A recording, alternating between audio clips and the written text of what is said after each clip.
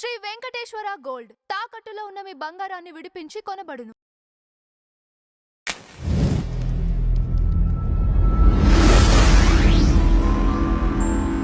రావణ్ గారు అరెస్ట్ అయిన కాంచి కూడా ప్రకాష్ రాజ్ గారు వరుస ట్వీట్లు.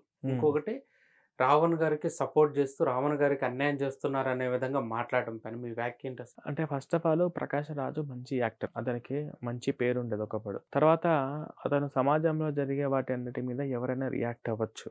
కానీ నిజ నిజాలు తెలుసుకుని రియాక్ట్ అవ్వాలి. కానీ నా యాంటీ హిందూగా ఉన్నటువంటి వాళ్ళు ఎవరైతే ఉన్నారో, ఒక టెర్రరిస్ట్‌కి ఎవరైతే సపోర్ట్ చేస్తూ వీడియోలు చేసిండో అటువంటి వాడికి ఇలాంటి ప్రకాష్ రాజు ఒక మంచి గొప్ప నటుడు సపోర్ట్ చేయడం అనేది మన దురదృష్టకరం ఫస్ట్. ఇది ఒక్క విషయమే కాదు. ఇతను యాంటీ హిందూగానే మాత్రం కాదు. ఇంతకుముందు చంద్రయాన్‌లో కూడా ఇది ఇస్రో ఒక రాకెట్ ప్రయోగం చేస్తే దాని మీద కూడా ఇష్టం వచ్చినట్టు కామెంట్లు చేశాడు. అప్పుడు అర్థమైపోయింది. ఇతను ఒక యాంటీ నేషన్ ఎలిమెంట్స్ కలిగిన వాడు అని చెప్పేసి. తర్వాత రామాయణం గురించి కూడా ఇష్టం వచ్చినప్పుడు మాట్లాడడం అర్థమైపోయింది. అంటే ఇప్పుడు ఇతను ఒక యాంటీ హిందూ. ఒక హిందుత్వం అనే దానికి అతనికి నచ్చదు. సో ఇదే రావణ్‌లో ఉండేసరికి వీళ్ళ ఇద్దరి ఐడియాలజీ ఒకటయ్యేసరికి ఇద్దరు కలిసి ఏదో పాడ్‌కాస్ట్‌లు చేశారు. అవి చేశారు, ఇవి చేశారు. కానీ ఇక్కడ మనం బాగా గమనించాల్సిన విషయం ఏంటంటే, మంచి నటులు చాలామంది ఉన్నారు తెలుగులో. ఇటువంటి వాళ్ళని మనం ఫస్ట్ రెస్పెక్ట్ చేయాల్సిన అవసరం లేదు. అసలు రెస్పెక్ట్ కూడా పోగొట్టుకున్నాడు. ఈ ప్రకాష్ రాజ్ అనేటోడు, నేను చెప్తున్నాను ఈ ఇంటర్వ్యూ పరంగా, నిన్న మొన్నటి వరకు ఆర్టిస్టులన్నా నాకు గౌరవం ఉండేది. ప్రకాష్ రాజ్ యాక్టింగ్ కూడా నాకు బాగా నచ్చుతుంది. అన్ని రకాల యాక్టింగ్‌లు ఏది ఇచ్చినా కూడా చేసేటోడు. ఇప్పుడు వీడు అసలు నీకు ఏం తెలుసని నువ్వు సపోర్ట్ చేస్తున్నావు ప్రకాష్ రాజ్, నాకు అర్థం కావట్లేదు. నువ్వు ఎవడైతే నాకేంది? ఈ దేశంలో ఒక టెర్రరిస్ట్ అనేటువంటి ఒక హిడ్మల్ అంటోని, దేశ ద్రోహిని, అట్లాంటి వాడిని, టెర్రరిస్ట్ ఎంతోమంది జవాన్లకు చావుకు కారణమైనటువంటి వాడిని సరిసమానంగా దేశ కోసం పోరాటటువంటి భగత్ సింగ్ లాంటి వాళ్ళని సరిసమానంగా పోల్చే వీడియోలు చేస్తే అటువంటి లుచ్చ పోరంబోకుండా కనబట్టుకొని నువ్వు వాడికి సపోర్ట్ చేసుకుంటూ ఏమంటాడు, ఫస్ట్ వీడియో పెట్టేసి అక్కడ బెయిల్ ఇచ్చారు, ఇక్కడ బెయిల్ ఇచ్చారు అంటే ఇన్ని సంవత్సరాలుగా పవన్ కళ్యాణ్ గురించి మాట్లాడేటప్పుడు నువ్వు ఏం బిత్తున్నావు? ఇప్పుడు పవన్ కళ్యాణ్ ఇప్పుడు చిరంజీవి గురించి ఎట్లా మాట్లాడు, ఏదో సిరియో సిరీస్ అంట, చిరంజీవి మీద సిరియో సిరీస్ అంట. పాతవన్నీ ఏందో ఇప్పుడు ఆయన ఇష్టం అండి. ఆయన ప్రజారాజ్యం పార్టీ పెట్టిండు, రాజకీయాల్లాగా ఎదగాలనుకున్నాడు, అవ్వలేకపోయిండు, వదిలేసిండు. వాళ్ళ తమ్ముడు పవన్ కళ్యాణ్ ట్రై చేసిండు, సక్సెస్ అయిండు, అది వాళ్ళ పర్సనల్. ఇప్పుడు రాజకీయ పార్టీలు ఇప్పుడు ఎవరైనా వాళ్ళు ఇష్టం అండి, వాళ్ళు ఇష్టం వచ్చిన పార్టీలకు వెళ్ళి, ఇప్పుడు తెలుగుదేశం జనసేన విడిపోవచ్చు, రేపు అపోజిషన్ లాగా కూడా పోటీ చేయొచ్చు, కాంగ్రెస్లో కలవచ్చు, లేదా విడిపోవచ్చు. రాజకీయ నాయకులు వాళ్ళ వ్యూహాలు వాళ్ళవి కదా, వాళ్ళు ఇష్టం వచ్చిన దాని గురించి నువ్వు ఇష్టానుసారంగా మెగాస్టార్ చిరంజీవికి పద్మభూషణ్ అవార్డు వచ్చి మన తెలుగు నటుడుకు దేశవ్యాప్తంగా కూడా ప్రఖ్యాతి చెందినటువంటి అతనికి కూడా గౌరవం లేకుండా ఇష్టానుసారంగా మాట్లాడాడు కదా. నీలాంటి తోటి యాక్టరే కదా హీరో చిరంజీవిని.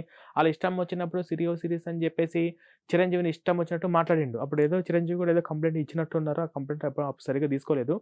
ఆయనకున్న ఫాలోయింగ్ ఉపయోగించి ఏదైనా చేయొచ్చు, కానీ వాళ్ళు ఎవరు అక్కడ దాకా ఆ స్టెప్ తీసుకోవట్లేదు ఫస్ట్. అది వీడు గమనించట్లేదు. ఇది అట్లాగా తర్వాత వచ్చేసి పవన్ కళ్యాణ్ గురించి ఇష్టం వచ్చినట్టుగా వాళ్ళ ఫ్యామిలీ పర్సనల్ జోలికి వెళ్ళేసి ఇష్టం మా అభిమానం నటుడు అని చెప్పి ఆయన ఏ సినిమా తీసినా సరే, ఇప్పుడు హరిహర వీరమల్లి సినిమా తీసిండు, కొంచెం గ్రాఫిక్స్ కొంచెం నాసిరకంగా ఉన్నాయి. అది నీకు నచ్చి దాని గురించి ఇష్టం వచ్చేట్టు మాట్లాడిండు. ఒక సినిమా అంటే అయితే పవన్ కళ్యాణ్ యాక్ట్ చేస్తేనే, పవన్ కళ్యాణ్ సినిమా తీస్తేనే ఇట్లా మాట్లాడిండు. సో వీటన్నిటి గురించి ఇట్లా మాట్లాడి ఎన్ని రకాలుగా ఇప్పుడు దేశంలో ఇప్పుడు మనము ఇష్టం ఉన్న ఇష్టం లేకపోయినా నరేంద్ర మోడీ మనం గౌరవించాల్సిందే. అతను మన ప్రధాని. రాహుల్ గాంధీ రేపు ఒకవేళ ప్రధానమంత్రి అయితే అతను మనకి నచ్చకపోయినా మన దేశ ప్రధాని కాబట్టి మనం ఆ సీట్లో కూర్చొని, ఇప్పుడు నాకు ఒక ఓపెన్గా చెప్తున్నా, ఈ తెలంగాణలో నాకు కాంగ్రెస్ నచ్చలేదు, బట్ నేను రేవంత్ రెడ్డి గౌరవం ఇవ్వాల్సిందే ముఖ్యమంత్రి. ఇప్పుడు డిప్యూటీ సీఎం పవన్ కళ్యాణ్ కూడా రెస్పెక్ట్ ఇవ్వాల్సిందే. ఇప్పుడు ఆయన గెలిచిండు ఒక డిప్యూటీ సీఎం ఆంధ్రప్రదేశ్కు, గౌరవం లేకుండా ఇష్టానుసారంగా మాట్లాడే అటువంటి వాడికి సపోర్ట్ చేస్తూ దేశంలో చూస్తున్నారు పవన్ కళ్యాణ్ గారు, దేశ రాష్ట్రపతి చూస్తున్నారు. 2 సంవత్సరాల నుంచి వాడు ఏం చేసాడు ఇప్పుడు జనాలు చూస్తున్నారు. వాడు ఎంత గలీజ్గా మాట్లాడిండో, హిందూ ధర్మం గురించి ఎట్లా అవహేళనగా మాట్లాడిండో ఇప్పుడు చూస్తున్నారు ప్రకాష్ రాజ్ గారు. ఇప్పుడు వాళ్ళు చూస్తున్నారు, జనాలకు అర్థమైపోతుంది. నువ్వు సినిమాలో షూటింగ్లోకి వెళ్ళి షూటింగ్లోకి చేయకుండా నీ దరిద్రం అంతా, నీ భాగవతం అంతా ఆర్పి సింగ్ బయట పెట్టిండు. కిరాక ఆర్పి సింగ్ గారు మంచిగా బయట పెట్టిండు.